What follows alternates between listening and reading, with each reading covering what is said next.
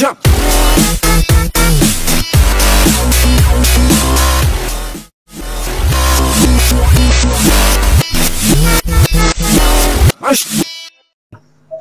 kurban tapi kan gak tertulis di dalam Biblos Matius, Markus, Yohanes. Mana? Ada dong. Bisa salah satu dibaca di Matius 26 ayat 26. Saya baca Ustadz ya. Ya. Ketika mereka sedang makan, Yesus mengambil roti, mengucap syukur, memecah-mecahkannya, lalu memberikannya kepada murid-muridnya, dan berkata, ambillah, makanlah, inilah tubuhku. Sesudah itu ia mengambil cawan, mengucap syukur, lalu memberikannya kepada mereka dan berkata, minumlah kamu semua dari cawan ini, sebab inilah darahku, darah perjanjian yang ditumpahkan bagi banyak orang untuk pengampunan dosa-dosa. Ini namanya liturgi ilahi, Ustaz. Liturgi atau istilahnya yang lebih keren, misa, ekaristi. Gini loh, liturgi itu liturgi itu yang diajarkan terkait dengan apa? Itu liturgi keimanan, bukan liturgi di dalam hal apa. Sebagaimana yang dijelaskan di situ tadi. Masa kamu beribadah suruh minum darahnya Yesus, suruh makan roti dagingnya Yesus, jadi zombie kali? Enggak, roti yang menjadi lambang tubuhnya, anggur yang menjadi lambang darahnya. Karena besok ini kan terjadi Kamis malam, ya kan? Karena Kamis malam, setelah itu nanti dia akan ke Taman Getsemani, akan ditangkap malam itu, pagi itu, sampai hari Jumat nanti dia akan disalibkan, Jumat sampai sore, Sabtu atau Jumat sore atau Sabtu dimakamkan, baru minggunya dibangkitkan. Liturgi ilahi tadi itu yang mengajarkan bapak-bapak gereja atau yang terkait dengan ajaran Yesus yang mengajarkan begitu? Yesus sendiri mengajarkan dan mencontohkan untuk diulang. Maka dikatakan nanti, lakukanlah ini untuk mengenang aku. Itu perintah. Yang benar. Itulah. Ya kan sudah kasih tadi. Tapi gini, itu kan terjadi satu kali. Apakah kayak gitu cara penyembahannya? Gimana, Ustaz? Masa manusia itu mengajarkan ibadahnya satu kali dalam seumur hidupnya? Enggak, kalau misa itu, liturgi ilahi itu para imam wajib setiap hari, lalu umat sebisa mungkin menghadiri boleh, kalau tidak boleh minimal sekali seminggu. Gini, jadi ajaran penyembahan itu seperti Nabi Muhammad ya, dapat wahyu, kemudian dilakukan itu mulai dari dapat, terus diajarkan tiap sampai dia wafat. Nah itu enggak kan, hanya sekali aja tuh. Gimana ceritanya? Ada makanya ibadah tadi saya bilang Ustadz, ibadah gereja itu ada dua, ibadah resminya. Ibadah resminya ada dua. Satu namanya salat harian, salat 7 waktu. Ini adalah kelanjutan dari atau yang diwarisi dari salatnya para nabi 7 waktu.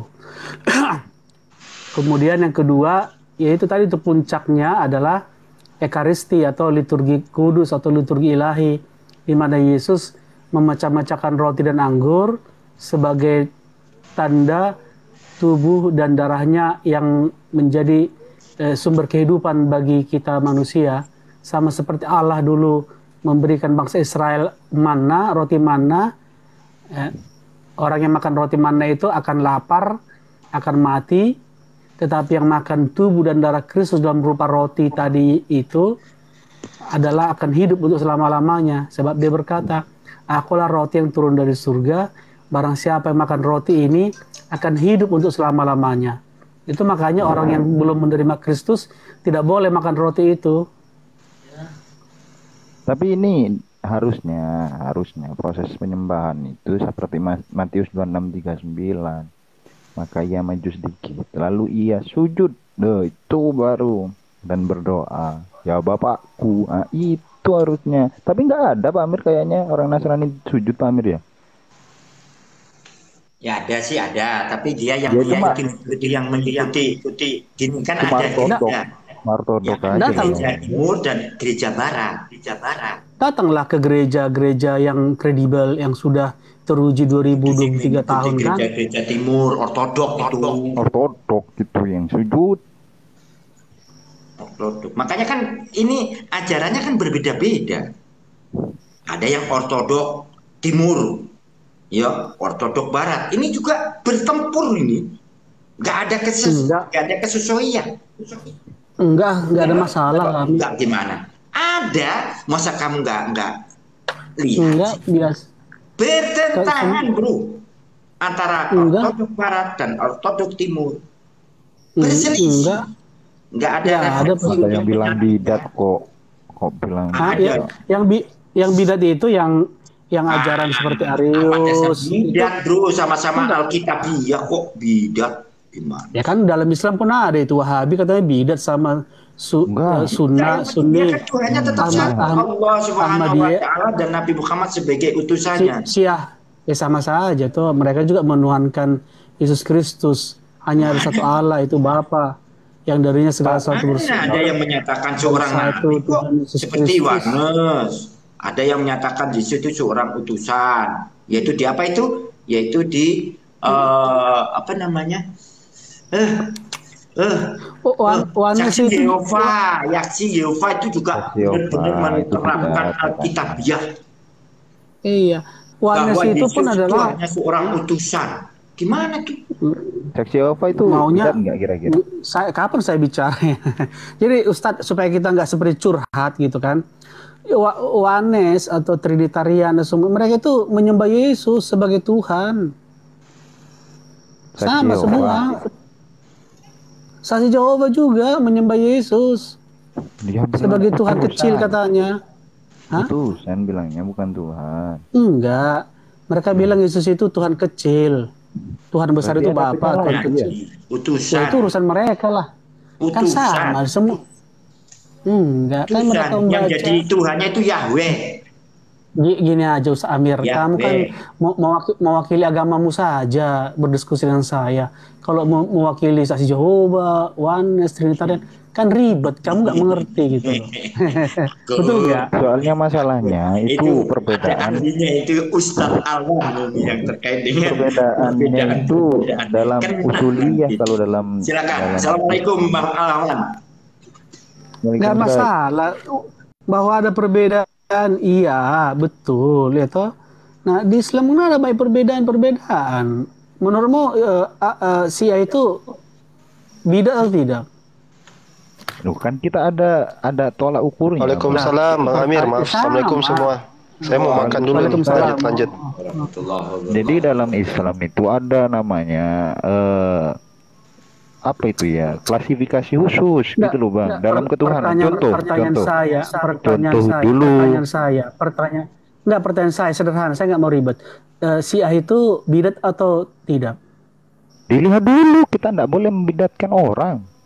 Loh, gimana sih? Loh ya, jangan kan nggak paham kan? Dong. Loh, kita harus lihat dulu Bang, gitu. Kalau saya sih begini, Madu. Ini pengertian bidatnya aja beda ini. Ada 72 sekte Islam Muslim kata Sri Baginda. Dari 72 itu hanya satu yang benar. Itu bukan bukan, itu umat itu iya, Muhammad. Ada manusia seluruh dunia. Masa 72 manusia lebih lah, miliaran. Jangan bohong-bohong lah. golongan manusia. Iya, golongan. Ada 72 golongan Muslim, Islam. Semuanya sesat kecuali satu yang benar. Gini, yaitu ada yang kita menuhankan Allah Subhanahu wa taala dan Rasulnya juga dipercayai. Kalau lari dari dua itu ya sesat. Nah, kalau nggak percaya Allah, nggak percaya Rasul, nggak percaya Al-Quran, punya Al-Quran sendiri misalnya, nah itu baru sesat. Kalau ini enggak, sama-sama Yesus, sama-sama Tuhan. Pada ini dalam konsep ketuhanan aja lo bingung gitu loh. Saya nggak tahu alirannya Ustadz Alwan, Bang. Nggak ada bingung, saya nggak bingung. Ya, kalau ditanya siapa Tuhanmu, Allah Subhanahu wa taala. Semua itu. Siapa nabi terakhir nabimu? Muhammad sallallahu alaihi wasallam. Itu final. Itu bedanya kalau ditanya siapa Tuhanmu sama Hirdi, Yesus. Yesus only. Beda kalau kita tanya Pras Donald, ya. Bapak only. Gitu, brother. Lanjut. Baik, jadi saya baca ini ya, akan terpecah umat Islam akan terpecah belah menjadi 73 golongan. 72 golongan ke neraka, sedangkan satu golongan ke surga, yaitu al-jamaah. Gimana ini? Ini ya, saya baca ya dalam Ahmadiyah saya baca dulu. Ada saya baca dulu, saya baca. Ini sudah sesat. Jelas itu. Kita punya timbangan yang jelas Lae Petrus tidak masuk dalam 72 itu masalahnya. Lebih parah dari situ gitu. Lanjut.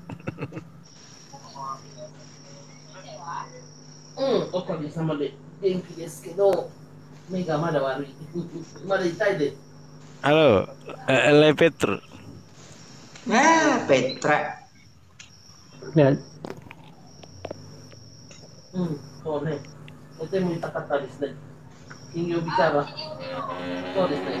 Ketahuilah, sesungguhnya sebelum kalian di kalangan ahlul kitab terpecah belah menjadi 70 golongan, dan umat Islam terpecah belah menjadi 73 golongan. 70 golongan ke neraka, sedangkan satu golongan surga masuk. Coba baca yang lengkap.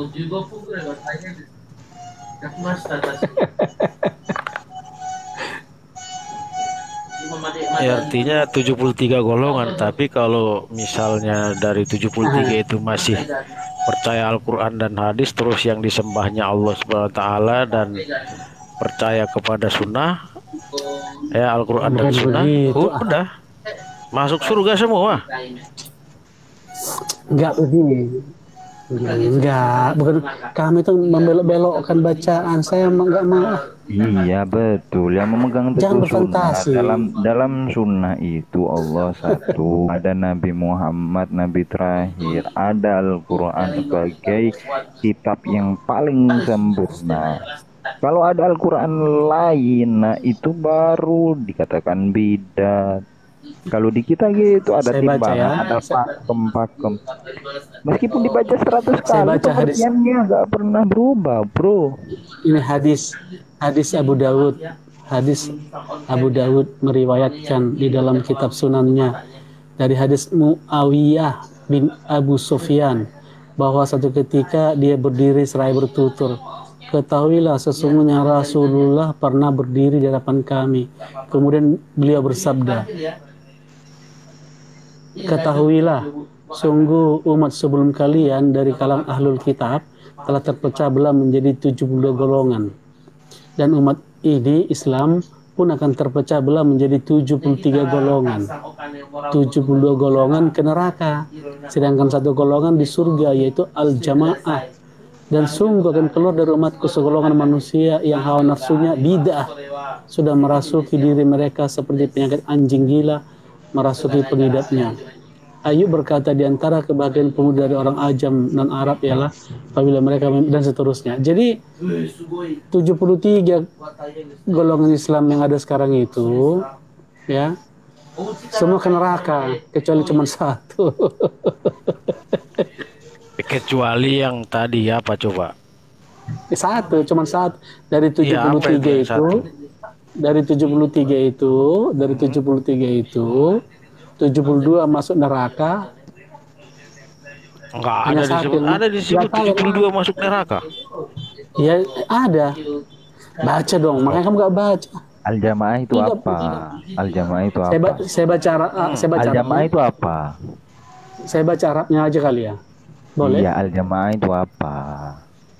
Al-inni man qablakum min ahlil kitabi aftaraku kud alai sintain wa sabain millatun wa inna hadihi al-milatan. Lancar ini, nggak pakai latinnya atau langsung ini? Udah lancar ya, tinggal syahadat aja ini. Lancar lah, orang udah Ustadz Amir gurunya. Ustadz Amir kan guru yang mantap dia kalau mengajar. Jadi di semua agama ada itu golongan-golongan yang melawan arus kebenaran kan. Tapi kalau dalam kekristenan itu baik Oneness, baik Trinitarian, baik Unitarian tetap menuhankan Allah Bapa, Putra dan Roh Kudus sebagai Tuhan. Cuman memang dalam penjabarannya bedanya mana? Saya teruskan. Cuman memang dalam detail relasi Bapa, Putra dan Roh Kudus itu ada beberapa pendapat gitu. Ada yang mengatakan karena Yesus berkata aku dan Bapa adalah satu, siapa melihat aku melihat Bapa, aku dalam Bapa dan Bapa dalam aku. Mereka mengatakan bahwa Yesus itu adalah Bapa. Kalau saya merespon itu sebenarnya nggak salah mengatakan bahwa Yesus itu adalah Bapa, karena kita hanya bisa bertemu Bapa. Lagi nih Petro ini. Saya selesaikan dulu dong. Jadi bidat nih kalau begitu pemahamanmu. Saya selesaikan dulu kayak lapu tua kalau bicara. Dengarkan dulu saya. Kenapa? Karena memang kita hanya bisa bertemu Bapa nanti hanya melalui diri Yesus. Sebentar.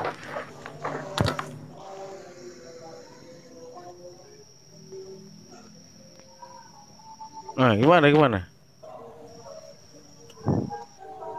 Kok bingung saya?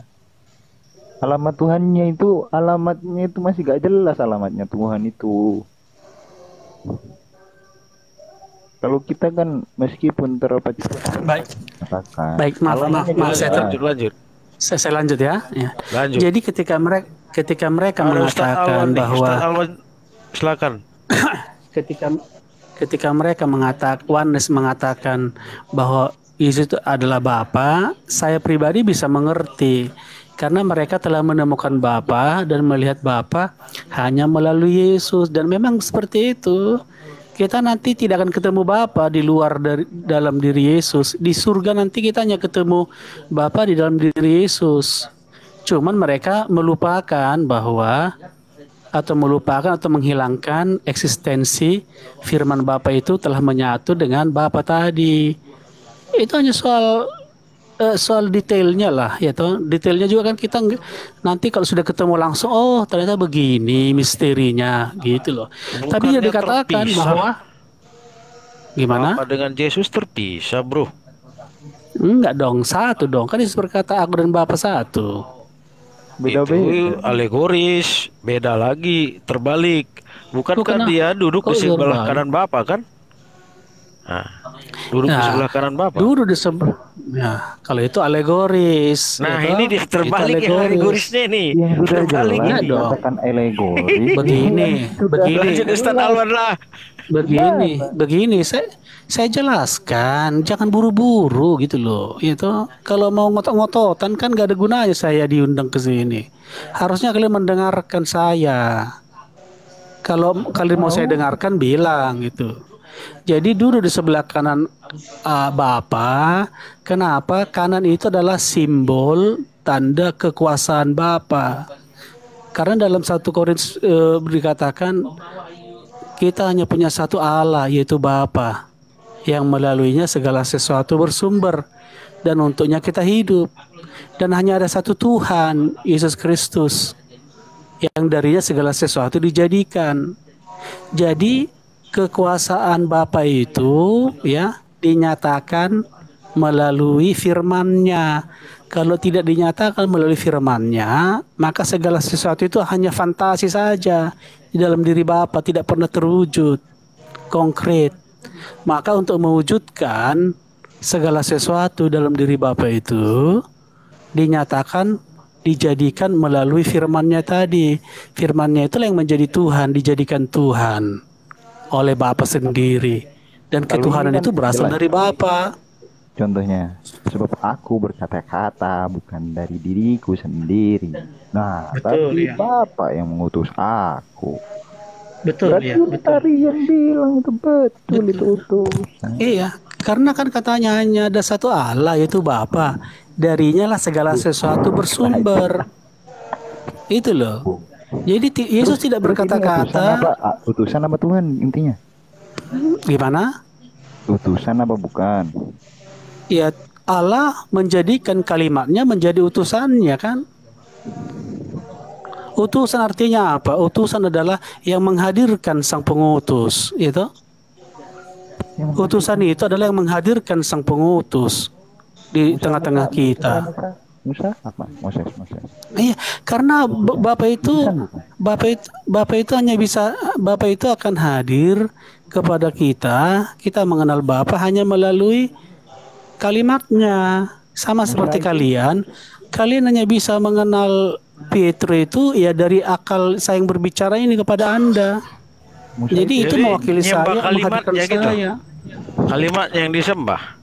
Ya, menyembah kalimat Bapa adalah menyembah Bapa, karena Yesus berkata, aku dan Bapa lah satu, segala kepunyaanku punya Bapa, segala kepunyaan Bapa punya aku. Di situ Bang Petro, di situ. Jadi yang alegoris itu sebenarnya adalah aku dan Bapa adalah satu, itu alegoris. Artinya kalau sudah mengikuti apa yang disampaikan oleh Yesus, yang notabene itu dari Bapa, dan sudah disampaikan kepada umatnya, maka dia akan sampai kepada Bapa. Nah, siapa Yesus? Yesus di surga duduk di sebelah kanan Bapa. Itu beda. Itu memang dia duduk di sebelah kanan Bapa. Karena dia adalah orang yang mulia di sisi Bapa. Begitu Bang Petro, jangan dibalik alegorisnya. Baca Alkitab itu ya, hanya memang satu kisah itu berupa alegoris, ada yang berupa mau dengarkan saya apa enggak, atau mau atau mau menurut Anda gitu ya, atau menurut Kristen gitu ya. Kalau menurut Kristen ya, jadi membaca kitab suci itu tidak boleh semua alegoris, semua harafiah, nggak boleh. Ada ilmunya, itu masuk ke dalam ilmu literatur, gaya bahasa. Jadi lebih dari 66 kitab itu ada genrenya apa, ada yang historikal, ada yang seperti Kidung Agung, lebih baik bersifat metaforis, itu puisi-puisi prosa, ada yang bersifat historikal, ada yang bersifat nasihat-nasihat, itu. Jadi membaca Alkitab itu nggak harus alegoris semua, tidak harus harafiah semua. Dan saya pikir dalam Quran pun seperti itu kan. Jadi ketika misalnya dikatakan semut berkata, hai semut. Apa yang mantul Bang Dapa Alexander? Oh, bisa di-mute dulu Bang. Ustaz, bentar ya, Ustaz Alwan, semuanya Pak Amir, saya pamit ya, mau sholat. Jadi baik. Oh, siap. Menurut saya ya, menurut saya bisa juga kita setuju. Bahkan dalam membaca Al-Quran pun kita harus pintar.